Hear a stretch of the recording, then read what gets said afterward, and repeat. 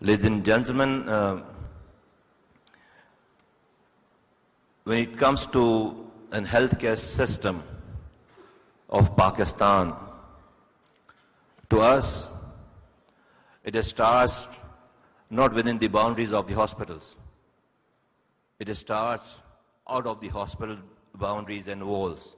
It starts right at the birth of a child, of a baby, then giving them vaccine, providing them clean drinking water, giving them the clean environment, and creating the entire ecosystem of healthcare.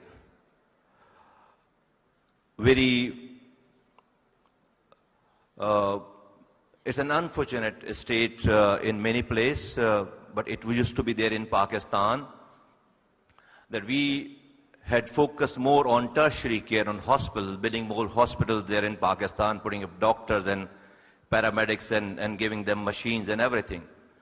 A country like 250 million people living there. Every year, 6.19 million babies are coming. Just imagine if everybody, an entire ecosystem, if everybody starts falling sick, the number of people who fall sick and come to the hospital, how many hospitals we would build? How many healthcare systems we will build? What sort of infrastructure will take care of all these sick people?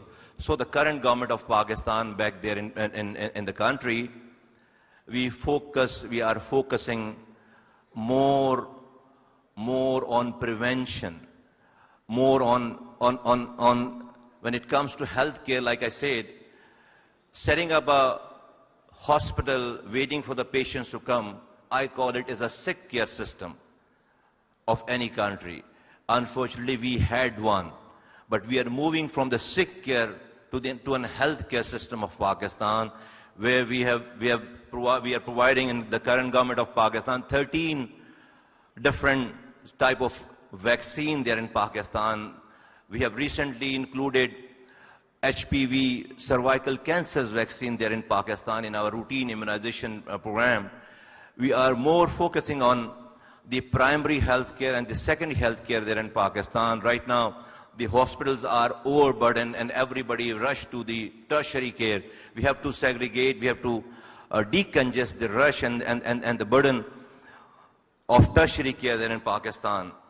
Right now, as we don't have any centralized UMR, universal medical record. Every hospital, every provinces there in Pakistan, they are working in silos. So there's no unified universal medical record here in Pakistan. We have conceived a project called UMR, where we are connecting our national identity card, which is the nationality card of Pakistan, to an UMR number. The entire Pakistan's national ID card would become the medical record number of entire Pakistan of 250 million people. And for that, I'm so grateful to our brothers here in Turkey. The eNABS, the project which you have here, we have got to learn lots of things from there. And companies here who have done it before, they are working there in Pakistan. And soon in Pakistan, we are going to have the UMR, Universal Medical Record, there in the system. Ladies and gentlemen, we there in Pakistan, we lack the coordination between the local government and the health ministry. Like I said, health is all about, healthcare is all about prevention, stopping people falling sick. So that job is not to be done by the health ministry or the health minister. It has to be done by the local authorities who have been providing the water and sanitation and creating the ecosystem of any country. So there was a missing link there in Pakistan. So we have got a very robust kind of infrastructure in terms of local government and the provincial government, and then the federal government there in Pakistan. So together, the results are coming, and many areas where which could not have reached out to for the vaccination and prevention issues, we are now reaching out to the people through the local government, through the local authorities there in Pakistan. Well, I would take this opportunity to thank our minister from Egypt. We have recently adopted a strategy of eradicating and eliminating the hepatitis C there in Pakistan. The same, we are not reinventing the wheel, but just take an example of the phenomenal work being done there in Egypt by our minister, and thanks to the Honorable President of Egypt. My Prime Minister has in contact with him, and the team has even come from Egypt as well. And now there's a project there in Pakistan where we are going to eliminate this hepatitis C, and we are screening the entire country in one go and preventing and eliminating the hepatitis C.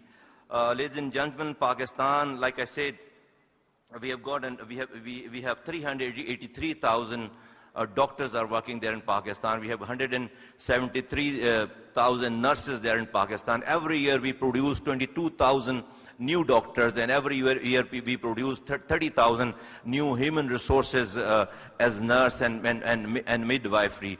We have got a very robust kind of this is Drug and Medical Devices Regulatory Authority, that is the FDA of Pakistan. We call it DAP. And in Pakistan, if I would say, right now, 85,000 85,000 medicines are registered. 714 medicine companies are working there in Pakistan, and 100 plus companies which are making local medical devices there in Pakistan. We have got the joint ventures with a couple of multinational companies, and right now, like Dr. Aziz, His Excellency has mentioned about the dignity and honor of any country. You cannot. We also we are working on it, and the vaccine local production is the paramount importance there in Pakistan right now, and we are focusing within 3 years' time, Pakistan will be producing more than 13 different kind of vaccine. We have already started 4 vaccines there and locally produced, and we are having collaboration with different parts of Pakistan and different countries, our neighboring countries there in Pakistan, because the scaling of that vaccine is an issue. You have to have the number of vaccines produced, unless and until it won't be viable. Well, in conclusion, I would say we urge the government of Turkey, all member states, and our partners to enhance bilateral and with a multinational engagement, multilateral engagement in biopharmaceutical industries and health innovation, and expand local pharmaceutical production. We warmly welcome collaboration in R&D, clinical trials, UMR, and vaccine manufacturing. Let this forum unite partnership and leadership